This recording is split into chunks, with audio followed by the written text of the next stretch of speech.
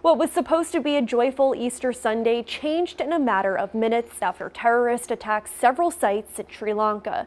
Nearly 300 people were killed in the waves of bombings targeting churches and hotels. Our Roslyn Flaherty spoke with people today affected by the attacks. She joins us now with more. Roslyn. Olivia, the attacks have rocked the world. A Holy Cross professor that used to live in the country has been to the churches where the explosions happened. I was heartbroken and shocked. Matthew Schmaltz reacts to reports 300 people are dead after a series of coordinated explosions in Sri Lanka.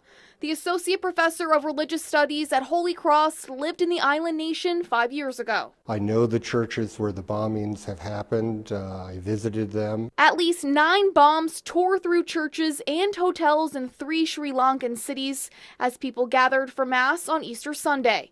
Sri Lanka's defense minister described the blast as a terrorist attack by religious extremists. I think there's been a spiral now of interreligious violence where the Muslim community particularly feels under siege.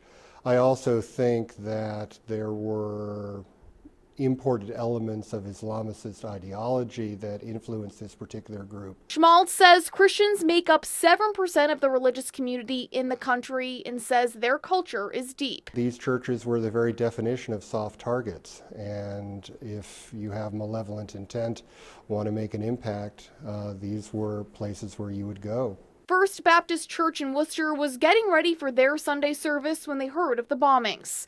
The pastor says they go through different precautions to ensure safety. With Pittsburgh and then with New Zealand and now Sri Lanka, just the depths of religious bigotry is really hard to understand why that exists. The attack marks the country's worst violence since the end of their civil war in 2009.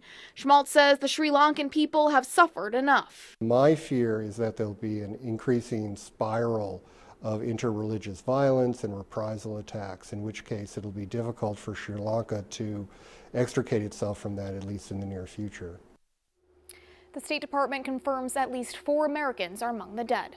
Roslyn Flaherty, Worcester News Tonight.